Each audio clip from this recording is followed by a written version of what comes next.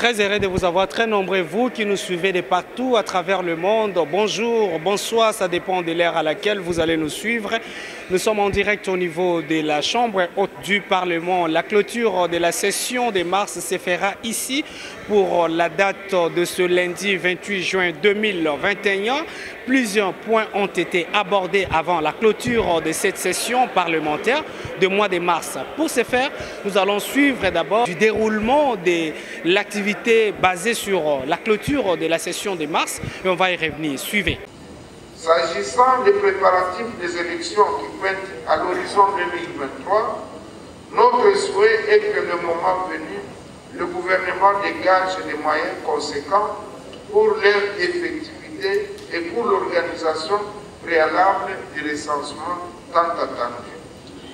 La CENI, pour sa part, devra nous présenter un calendrier où la priorité sera accordée à l'organisation des élections locales pour rendre effective la décentralisation, socle du développement dans les entités locales.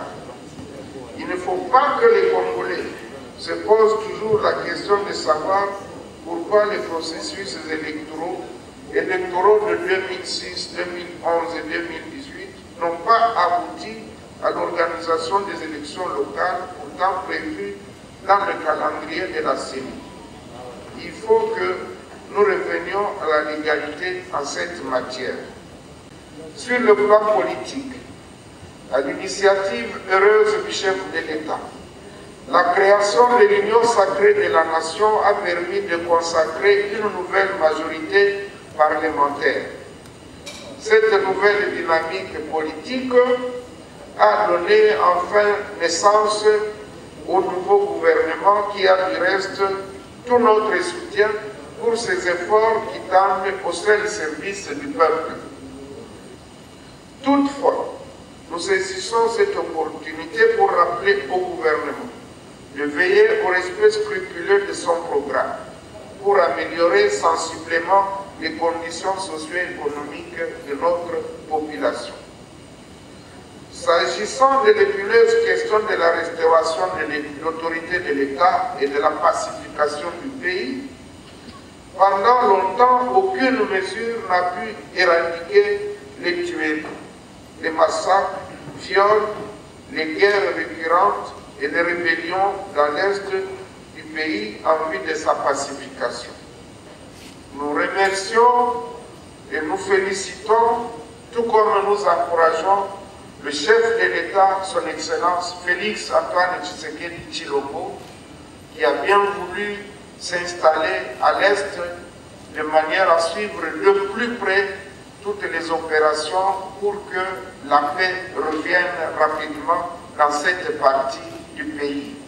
Juste après la clôture de la séance plénière, plusieurs sénateurs ont émis leur point de vue qui a fait le point de divergence au cours de ces débats et adoption de plusieurs propositions de loi. Suivez leur réaction à chaud à travers votre rubrique Recto Verso. La plénière d'aujourd'hui, elle est comme toutes les autres plénières, sauf qu'elle a abouti par la clôture de la session.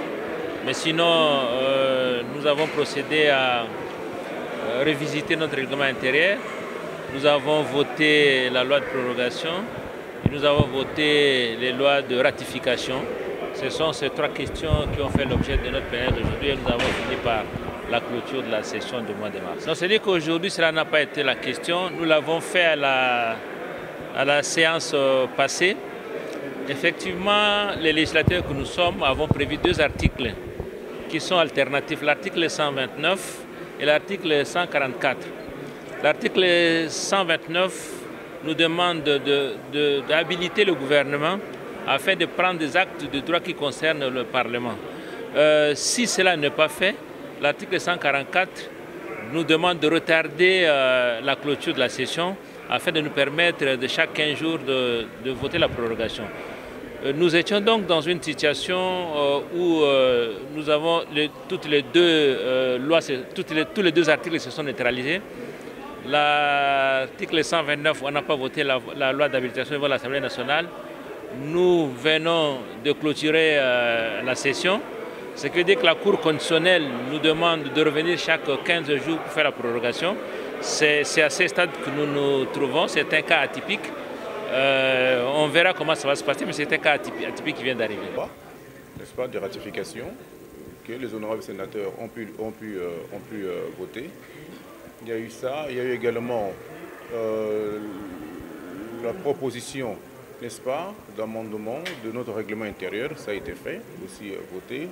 Et puis par la suite, il était question, bien entendu, n'est-ce pas, d'accorder, n'est-ce pas, la prorogation, n'est-ce pas, de voter la prorogation de l'état de siège décrété par le chef de l'État. Non, non, la plénière a chargé le bureau, n'est-ce pas, d'approcher le bureau du Sénat, d'approcher le bureau de l'Assemblée nationale pour comme ça harmoniser le point de vue. Mais nous avons été comme ça aussi édifiés par la Cour constitutionnelle dans son dernier arrêt qui nous a, n'est-ce pas, autorisé, nous, la Chambre haute aussi, la Chambre basse, n'est-ce pas, à pouvoir clôturer. D'une manière spécifique, c'est-à-dire sur le plan d'abord de la production législative, nous avons été à la hauteur, n'est-ce pas? Plusieurs lois ont été comme ça votées et il y a beaucoup de sujets, beaucoup de dossiers qui ont été traités, notamment au niveau des commissions. Il y a également des commissions qui ont fonctionné, qui ont tourné en plein régime. Ça a été également soulevé dans le discours du président du Sénat. Il y a également la question qui a touché la question sur le volcan, n'est-ce pas, qui a déchiré la partie est. Il y a également, toujours dans le lot de points soulevés dans le discours du président du Sénat, n'est-ce pas, la question sur l'état d'urgence. Je pense que je ne vais pas revenir là-dessus puisque je l'ai évoqué tout à l'heure là. Il y a beaucoup de questions notamment qui ont été également soulevées par le président du Sénat, mais il faudra également retenir que d'autres questions qui sont restées pendantes pourront revenir pendant la session de septembre, bien entendu, même si c'est une session budgétaire. Vous étiez très nombreux de nous suivre partout à travers le monde. Merci de nous avoir choisis pour vous informer à travers les actualités essentielles en République démocratique du Congo. Il était question ici au niveau du Sénat pour suivre pour vous la séance sur la clôture de la session de mars qui a été retardée, basée sur l'article 144 de la Constitution de la République démocratique du Congo. Vous avez suivi également quelques débats sur quelques propositions de loi. Nous avons remarqué également les deux membres du gouvernement accompagnés avec la ministre en relation avec le Parlement du gouvernement, Sama Lukonde Kenge.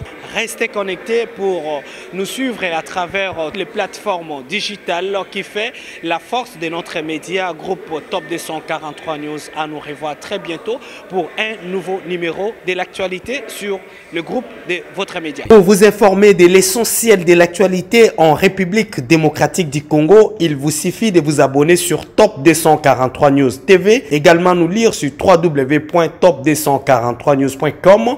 Au nom de toute la rédaction, nous vous remercions.